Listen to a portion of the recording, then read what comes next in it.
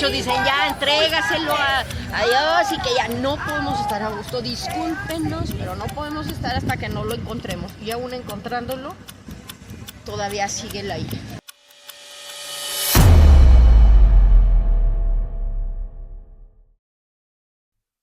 Hola, ¿qué tal? Pues saludándolos aquí en un programa más de Tres en Punto. Estamos el equipo de Regla de Tres, Beatriz Rojas, Raúl López Telles y Patricia Monreal. En esta ocasión vamos a hablar de un tema que, bueno, está mucho en la palestra en México por la intensidad, por la gravedad, por el nivel que tiene en nuestro país, que es el tema de los desaparecidos. Ahora todo el mundo habla de los desaparecidos y bueno, pues no queremos ser la excepción y abordaremos este tema el día de hoy. Queremos, digamos, partir de una efeméride que este día que está saliendo este programa se cumple, que es la detención y desaparición de Epifanio Avilés Rojas. Él desaparece, lo detienen en Guerrero y él está catalogado por la Comisión Nacional de Derechos Humanos como la primera persona registrada desaparecida en México, ¿no? A él lo detienen, se lo llevan al cuartel militar de Ciudad Altamirano, Guerrero, y ya nunca más se sabe de él. Queremos arrancar con esta efeméride porque el tema de la desaparición en México empieza a visibilizarse, a tocarse de manera inicial con todo el tema que tiene que ver con la guerrilla, con la guerra sucia de las décadas de los 70 y abarca también parte de inicios de los 80, incluido también en la recta final de los 80, pero esto ya tiene que ver más con el tema político, con el surgimiento de lo que iba a ser el Partido de la Revolución Democrática y todo el saldo que tuvo este movimiento de inicio de militantes asesinados y desaparecidos, ¿no? Entonces, bueno, para ubicar algunos datitos en torno a este tema y qué se ha hecho en México en torno a las desapariciones de la llamada Guerra Sucia, pues vamos a ubicar primero en el sexenio de Ernesto Zedillo. Ahí la entonces Comisión Nacional de Derechos Humanos iba estrenándose, no era el bodrio que finalmente sí, la piedra. Sí, no, entonces, bueno, empezaba a generar un camino y había mucha expectativa sobre el trabajo que iba a realizar, y en particular este tema de las desapariciones, de los detenidos desaparecidos, que era el concepto como de cuando se hablaba, cuando las organizaciones de familiares de personas detenidas desaparecidas visibilizaban, ubicamos, digamos, ese término, el detenido desaparecido, porque iba junto con pegado, ¿no? Era el Estado mexicano el que detenía para desaparecer en el contexto de la represión de todos estos movimientos sociales que hubo en las décadas que comentamos, ¿no? Entonces, la Comisión Nacional de Derechos Humanos realiza una primera investigación enfocada a la década de los 70 y principios de los 80, y en 1999, un año antes de la transición, de lo que se ha llamado la transición democrática en México, porque cambia, el PRI deja de tener la presidencia de la República y se da la alternancia en la presidencia.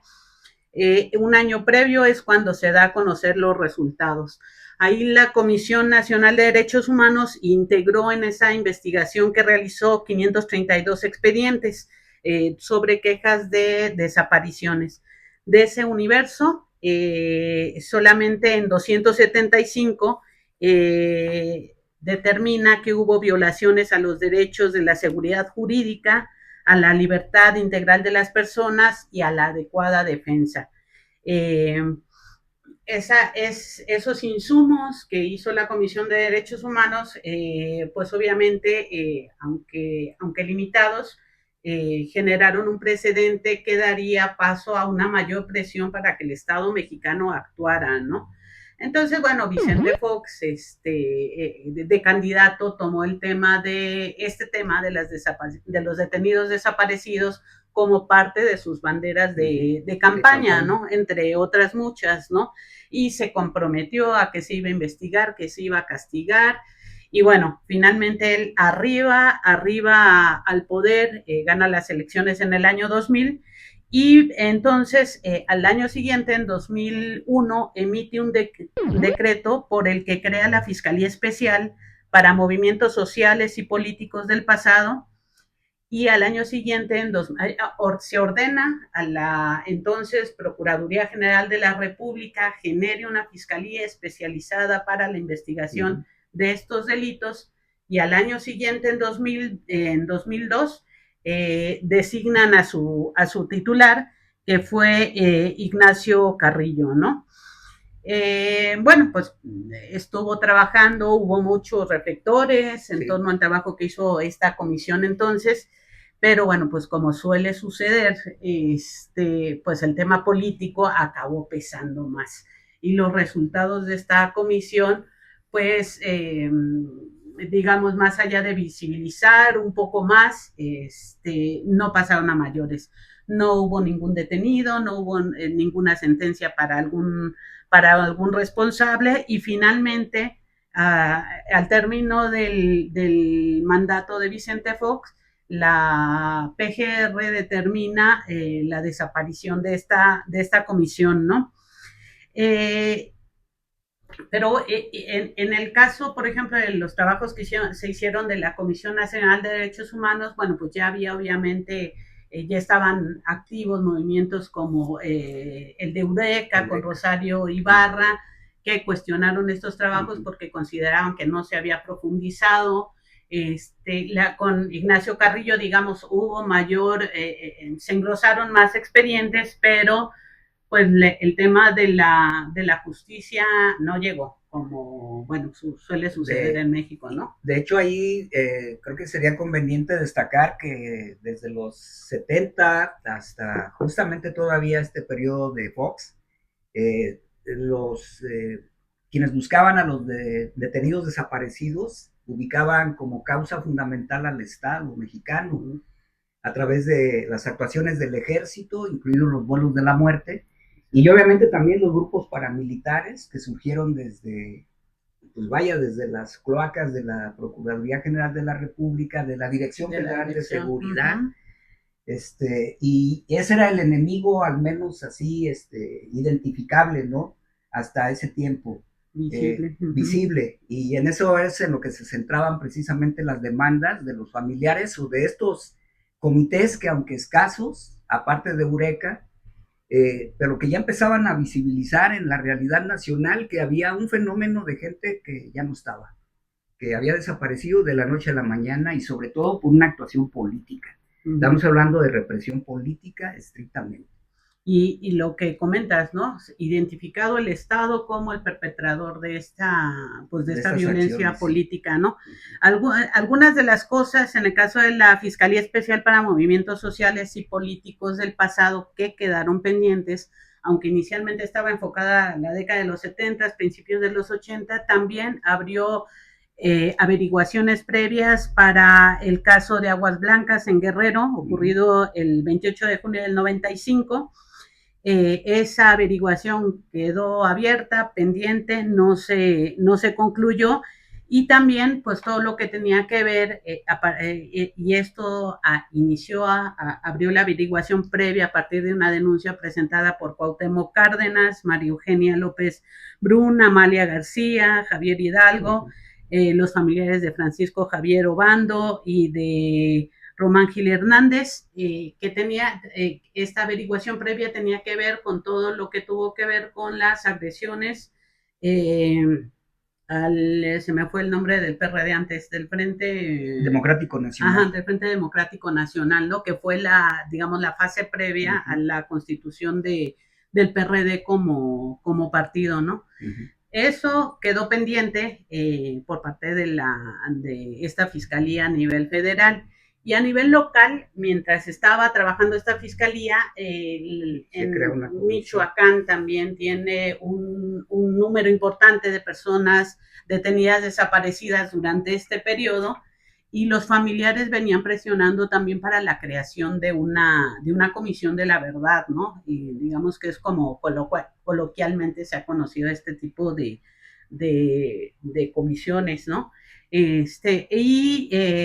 Arriba Lázaro Cárdenas Batel en 2001 gana las elecciones, se da la alternancia en Michoacán y hace eco de estos planteamientos que hacen los familiares de los detenidos desaparecidos y emite un decreto. Me parece que como tal a nivel nacional fue la primera comisión de la verdad en México, en un estado. No tengo presente en qué otros estados se haya dado, no tengo presente si en Guerrero habrá habido alguna, pero bueno, en el caso de Michoacán hubo esta comisión. Esta comisión tenía un presupuesto mínimo, claro, era honorífica, y desgraciadamente empieza a darse pues la disputa entre familiares, porque no todos estaban representados dentro del padrón de personas detenidas desaparecidas que iban a investigar. También un poco en torno a quien ocupó la titularidad de la comisión, pues se cuestionaba hasta qué punto había estado dentro del movimiento, o si tenían que ser los que más familiares tenían, que en este caso hubiera sido los Guzmán Cruz, ¿no? Porque bueno, pues tienen muchísimos, total que pues se da un jaloneo, me queda claro, según recuerdo, las paredes La Chino, que su papá, el nombre de su papá se me va, Raúl, no sé si te acuerdas tú, que fue desaparecido también, detenido desaparecido en la década de los 80, él era también de los movimientos sociales. Por esto las hermanas Hanagui y Cristina pues se vuelven activistas muy importantes en Michoacán, dentro del COFADEM, que digamos son de las primeras organizaciones que en Michoacán vimos que estuvieron impulsando el tema, hablando del tema de detenidos desaparecidos. Ya luego hubo algunas rupturas dentro de estas organizaciones y se crearon otras hasta que esto se ramificó, ¿no? Entonces, no estaban incluidas ellas o se abstuvieron de participar en esta comisión de la verdad durante el sexenio de Lázaro Cárdenas Batel por las disputas que estaban.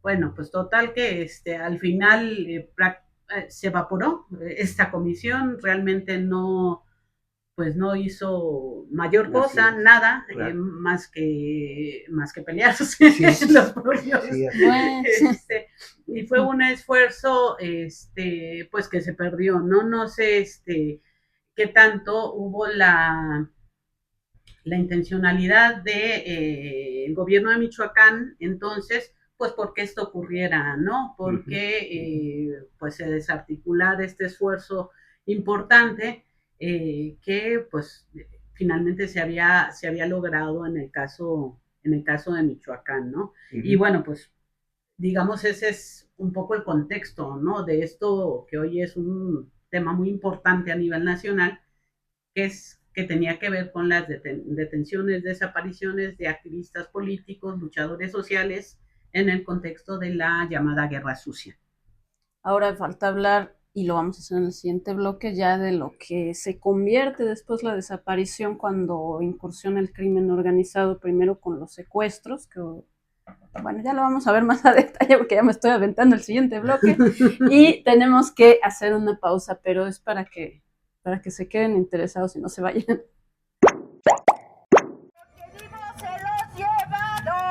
¡Vivos los queremos! Porque vivos se los llevaron. ¡Vivos los queremos! Porque vivas se las llevaron. ¡Vivas las queremos!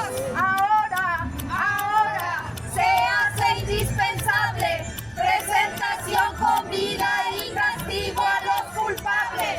Ahora se hace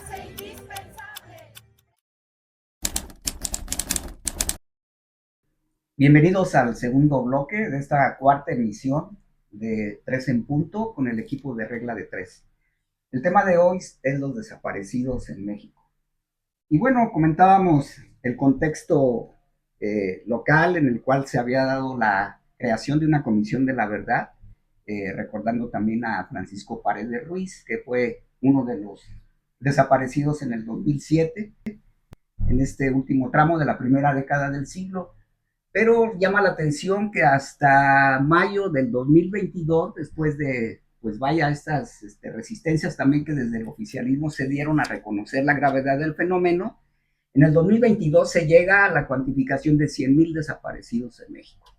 Este es un dato que, pues, le genera mucho a la ONU, sobre todo a través de su equipo de trabajo sobre desaparición forzada e involuntaria, pues el hacer ciertas llamadas al Estado mexicano, ¿no? Ya aquí ya se habla de un padrón de impunidad, ¿sí? De una tragedia desgarradora, lo califica la ONU, y sobre todo también que es una advertencia inequívoca de un fenómeno que no ha dejado de crecer. Simplemente estos datos que se dan están bajo el supuesto de que inclusive pueden ser irreales, pueden ser más, precisamente por el número de denuncias que no se hacen, que no se realizan por el miedo, por la venganza, etcétera. O porque es gente que ya está desarraigada. Efectivamente, también, ¿no? No en el 2011, para ver esta dimensión del crecimiento del fenómeno, en el 2011 en México se hablaba de que había más de 5,000 desaparecidos. En el 2021 ya eran 95,000 los desaparecidos. Y en el 2025, o sea, en el año en el que estamos, ya se llega a decir que son 125,000 los desaparecidos en México. Y eso que el padrón fue depurado, ¿eh? Sí, eso que lo rasuraron todo con ese lo señalamiento, que se pudo, ¿no? ¿sí?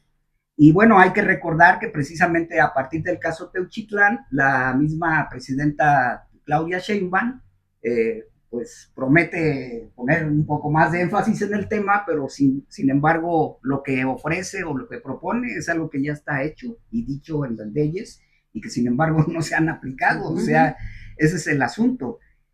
Otros datos, por ejemplo, es de que Jalisco es el estado mexicano que tiene el mayor número de casos, después de, bueno, ya tiene el mayor número de casos, antes era el primer lugar el Estado de México, pero ya Jalisco tiene 9,500 desaparecidos. El 90% de los desaparecidos, no se supo de ellos desde el 2006, y más de 60,000 casos, ¿sí? No hay ningún rastro de ellos desde el 2019, o sea que la mayor parte de la gente que ha desaparecido en México ya está completamente, pues, perdida, porque no tenemos ninguna referencia acerca de ellos, no hay ningún dato concreto, ni en archivos, ni en denuncias. Ese es un fenómeno gravísimo, ¿sí? Y otro fenómeno que también es grave y que cada vez se destaca más es la desaparición de jóvenes. En México se supone que existen 40,000 jóvenes desaparecidos con edades entre 20 y los 34 años. Este es un caso que inclusive a nivel de género es también más grave en el caso de las mujeres, porque las mujeres incluso son desaparecidas a edades mucho más jóvenes, entre los 15 y los 19 años. De la cifra total, 28,800 son mujeres. Y también aquí hay un fenómeno que hace notar ciertas investigaciones periodísticas. El mayor número de personas desaparecidas, pero que son localizadas muertas, son hombres. Y el mayor número de mujeres que son localizadas vivas son mujeres. Pero sin embargo, este asunto no deja de tener pues un asunto traumático, finalmente se encuentren o no, porque la ONU tuvo que definir que también las víctimas de la desaparición no solamente son los sujetos en sí que dejan de estar, sino sus familias, Sí. los núcleos cercanos, en donde nos convertimos en víctimas indirectas, porque esa situación, sobre todo lo estamos viendo en el caso de las madres buscadoras, es un fenómeno que no deja de estar presente todos los días, invade una cotidianidad. Y hoy es claro que en esa cotidianidad nos encontremos cada vez más en postes, en paredes, en puertas, en ventanas, con carteles que hablan de personas desaparecidas. Y la gente buscando. Sí, nada más ahí acotar, a partir de, digamos, y con las cifras que comenta Raúl, ¿no? A partir de todo lo que fue la llamada guerra contra el crimen de Calderón, el incremento, cómo ha venido incrementando de manera exponencial las desapariciones, y entonces dejamos de hablar, o no dejamos de hablar, sino va mutando, digamos, o va ampliando su abanico más allá del tema de la detención, desaparición. Ahora ya tiene que ver con el fenómeno delictivo, pues con la impunidad, obviamente. Bueno, y tan es así que en la medida que se ha incrementado la violencia, los índices de violencia, pues vemos las cifras que está comentando Raúl, cómo se han venido incrementando también el número de desapariciones, teniendo en cuenta también que hay muchos casos donde, aunque a las víctimas puedan matárseles, asesinárseles, el hecho es que la desaparición de la persona, más allá de si ha sido víctima de otro delito, pues es en sí un terreno de silencio, ¿no? Y entonces, bueno, pues vemos de pronto que las cifras de homicidios dolosos, en el caso, por ejemplo, de Michoacán, bajan, pero el tema de las desapariciones se incrementan. Entonces, obviamente, desapariciones es una ruta para invisibilizar el fenómeno delictivo en otras áreas, ¿no? Sí. No, incluso esto se ha prestado mucho también a las confusiones, precisamente por eso. O sea, ya no se clarifica en qué sentido, cuáles son los causales de las desapariciones en México en un estricto sentido. Se hablaba primeramente, como lo dijimos, del Estado como, pues vaya, el ente represor, sobre todo políticamente. Después cambia la situación, el escenario ahora está a cargo de los grupos delincuenciales, pero finalmente también hay una derivación a medida que va alcanzando a otros sectores poblacionales, periodistas, por ejemplo, los actores o los agentes causales también van siendo identificados en otras esferas, inclusive las del poder público. Los funcionarios hoy son, de acuerdo con organizaciones como Artículo 19, pues una de las principales amenazas de donde provienen los riesgos para el periodista, ¿no? Entre otras causas. Pero, por ejemplo, a nivel de estados, hace rato hablábamos de Jalisco, pero también otros estados que tienen un alto nivel de desapariciones son el Estado de México, Tamaulipas, Nuevo León, Sinaloa, Veracruz y la Ciudad de México. Obviamente esto nos da pie para hablar de cuál es la situación en Michoacán. Y ahí algunos datitos en torno al tema de Michoacán. Durante el gobierno de Alfredo Ramírez Bedoya, en el que estamos, en promedio desaparecen 2.6 personas al día. La mayoría no son localizadas. Durante el bedoyismo se ha triplicado el número de desapariciones registradas en Michoacán en relación al último año del gobierno de Silvano Aureoles. Mientras que en 2021 fueron 473 casos, que fue el último periodo de Silvano, para el 2023 ya eran 1,789 personas desaparecidas, ya con Alfredo Ramírez Bedoya. Hay que recordar que, pues, en Michoacán, esto que hablamos, uno de los argumentos es que el fenómeno delictivo baja porque hay menos homicidios dolosos, pero pues estamos viendo por otro lado el tema de las desapariciones y el grado de virulencia de pronto del fenómeno que reportan pues las madres buscadoras, ¿no? De los hallazgos que ellas realizan, de cómo hay zonas de silencio donde ya no se puede entrar a realizar búsquedas porque a la hora que están las madres buscando, pues son amenazadas, incluso agredidas, aunque puedan llevar incluso elementos de la Guardia Nacional, de la Guardia Civil. Algunas han vivido situaciones incluso de balazos, ¿no? Que les han tirado balazos para que dejen de buscar. Pues hay 22, hay que recordar que hay 22 buscadoras asesinadas, e incluso ahorita hay 2 desaparecidos a nivel nacional. Y yo quisiera hacer una acotación así súper breve de los grupos vulnerables que además están siendo desaparecidos, que ahora ya Recientemente, a partir del 2022, el Observatorio Nacional de Crímenes de Odio contra la Población LGBT empezó a hacer el conteo. Llevan, pues ahorita identificados 20 casos, seguramente debe haber muchos más porque igualmente no se denuncia y demás. No son 20, son 12 los que tienen identificados.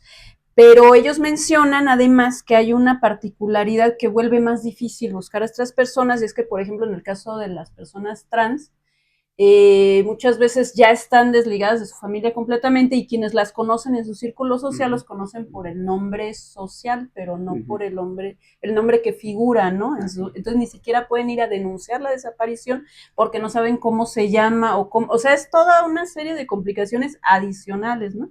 Y está también el caso que además tampoco están en el registro de todas las personas que llegan a México intentando pasar a Estados Unidos y en el transcurso pues desaparecen y sus familias ni siquiera están enteradas de que desaparecieron o no tienen los recursos para pues venir a hacer una denuncia. Entonces toda esa cantidad de gente que hay indicios de que sí existe, que sí los han desaparecido porque se han encontrado cuerpos o se han encontrado sus pertenencias o incluso algunos han logrado escapar. O sea, está sucediendo, pero no hay ningún registro de lo que está pasando con estas personas. Ahí sumaría, el caso de los luchadores ambientales, ¿no? También sí, los ambientalistas, y por ejemplo lo que decía Patti, que de acuerdo a la versión de ciertas organizaciones de buscadores o buscadoras, hay zonas del estado que ya son de difícil acceso para realizar estas investigaciones, y uno de los casos que cobra relevancia, sobre todo porque se conjuntan varios factores causales de estas desapariciones o agresiones o represiones directas, pues es la Sierra Costa del estado, ¿no? En la tierra, más allá de lo que ocurre en la Tierra Caliente, pero en la Sierra Costa sobre todo es la conjunción, como lo han señalado varias organizaciones, de las empresas extractivistas o las industrias extractivistas como las mineras, ligadas con los grupos delincuenciales en disputa por los recursos naturales y minerales.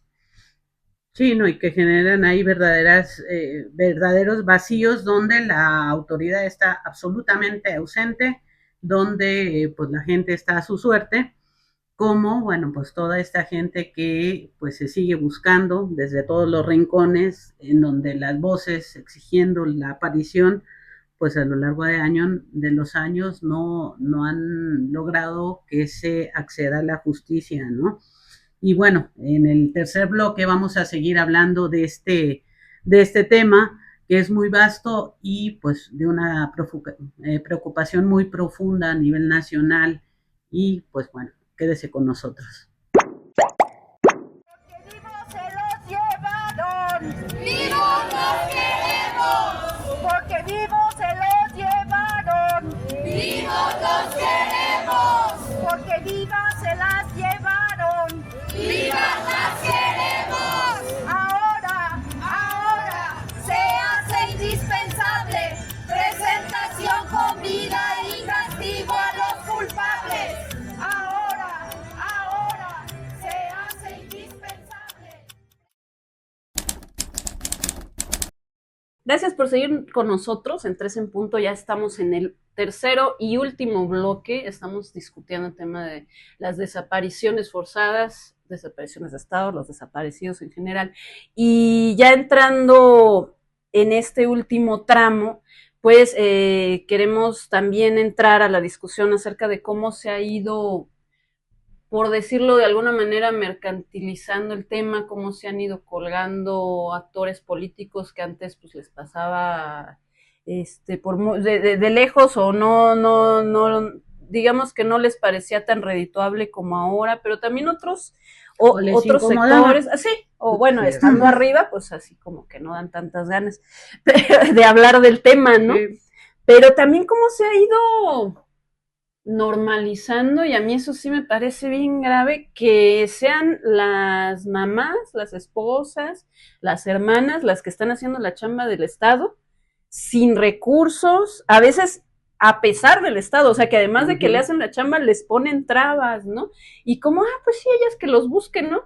o se sienten muy generosos porque les dan palas o porque les avientan ahí un recurso insuficiente o porque los acompaña la policía, pero quienes están haciendo la chamba de investigación, de abrirse paso por donde está el crimen organizado, de andar hasta escarbando en la tierra, pues son los familiares, y a mí eso me parece lo más indigno que puede haber así en el mundo, la cosa más triste y además horrible. O sea, ¿cómo puede ser normal y cómo podemos ver ya normal y cómo al Estado le parece tan cómodo que las mismas personas que tienen la falta, tienen la ausencia, que tienen toda la preocupación, se estén metiendo a todos los terrenos, hasta las cárceles, a hacerles la chamba? Y todavía se dan el lujo de no recibirlas, ¿no? O de decir, ay, no, las madres buscadoras son grupos conservadores que quieren afectar manchar mi maravilloso mandato, ¿no? Como decía AMLO, pero pues, ¿cómo es posible, no? O criminalizarlas, ¿no? Sí, También. criminalizarlas. Uh-huh. Sí, pues este caso, aparte de la banalización en la que se ha llegado, inclusive los medios de comunicación han convertido el tema también sin mayor profundidad en destacar solamente aquellos aspectos escandalosos, ¿no? De algo que es trágico para la sociedad mexicana. Pero hablábamos también de cómo estas buscadoras precisamente se han convertido tanto en el foco de acción, pero también como en el foco criminal, en el foco de un objetivo criminal. A partir de Teuchitlán se visibilizaron un poco más este tipo de casos. Desde el 2011 existen 22 buscadoras asesinadas y existen 2 desaparecidas. Una de ellas en Michoacán. Una de ellas en Michoacán, efectivamente. Y lo peor también es de que, vaya, Teuchitlán fue el detonante por las denuncias que hicieron este grupo de guerreros unidos, pero finalmente todos los estados, se puede decir, todos tenemos nuestro Teuchitlán, todos tenemos nuestras fosas, y como se ha dicho, más allá de la frase común ya, y por desgracia, México es una gran fosa común, ¿sí? Yo creo que aquí la situación sería apelar a que se les diera protección a este grupo de buscadoras, las garantías suficientes para que efectivamente pues lleguen a hacer, si bien el Estado no quiere acometer esa investigación que le toca, pues bien que dejen entonces a las madres que lo hagan y que se respeten sobre todo sus garantías de verdad, sus garantías de justicia y sobre todo de no repetición del caso, ¿no? Porque en México, desgraciadamente, pues simplemente para que usted se dé una idea o nos demos una idea de qué tan reciente está este fenómeno, el año pasado, con más de 31,000 desaparecidos, se dio la cifra más alta de desaparecidos en México. Algo que, por ejemplo, se equipara con la cifra que generó la guerra sucia, la dictadura militar en Argentina.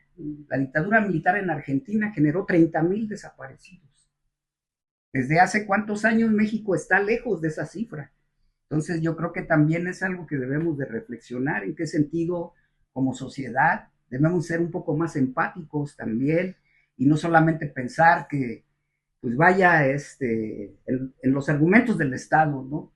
Si desapareció es por algo. Algo andaba haciendo. Andaba en malos pasos, Sí. etcétera, Y aquí ¿no? hay que tener en cuenta la falta de respeto de los gobiernos Total, en torno al accionar de las organizaciones y las madres buscadoras. Cuando López Obrador resulta electo, hay todo un proceso de consultas en todas las entidades federativas donde se hablaba o se asumió el compromiso del tema de la justicia transicional, enfocado también al tema de las desapariciones. Mucha gente participó, se hicieron pues, el Plan Nacional de Desarrollo, incluía este tema, jamás llegó, jamás se metió de fondo a una revisión sobre el tema de la justicia, sobre este fenómeno, y por el contrario, empezó el maltrato directo hacia las madres buscadoras, las organizaciones, después de que salía Andrés Manuel retratado con ellas, prometiendo, y demás, simplemente ya no se les abrían las puertas. No varía realmente la situación que vemos ahora con Claudia, El caso de Jalisco, pues, ha generado una presión tal que ha orillado una vez más a que esté en primerísimo lugar el tema de las desapariciones, pero no por una voluntad del Estado mexicano, ¿no? Sino por una presión social. Y en esto, pues no faltan los advenedizos, los que lucran. Bueno, simplemente ahora con el tema de Televisa Leaks, que estamos viendo con Carmen Aristegui, vimos el caso de cómo para inculpar a alguien se actuó, se utilizó a 2 personas para actuar como víctimas indirectas sobre un tema, me parece, de desaparición.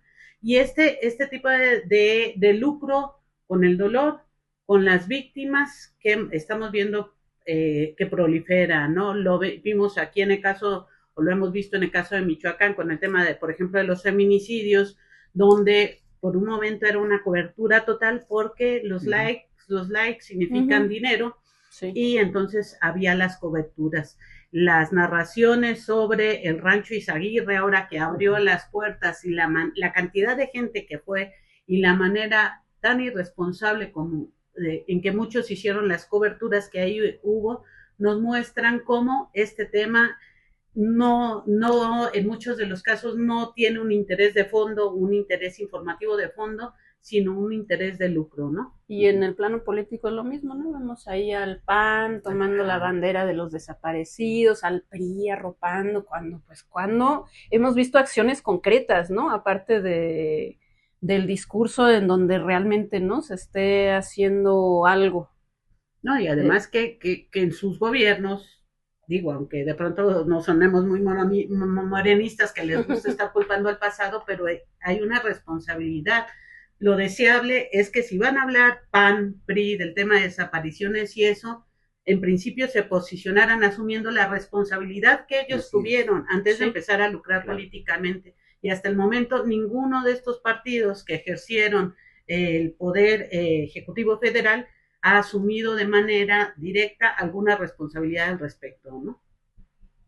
Y bueno, ahí lo vamos a dejar por ahora. Gracias por estarnos sintonizando. Bueno, no sé si se diga todavía sintonizando, ¿eh? Por estar picándole a YouTube. Tampoco sé. Por estarnos acompañando. Pero sí, por seguirnos acompañando en este proyecto que es 3 en punto. Vamos a seguir todavía un ratito más. Esperamos sobre todo sus comentarios y que nos sigan a través de redes sociales. Estamos en Instagram, Facebook y YouTube. Nos vemos pronto y gracias por estar con nosotros.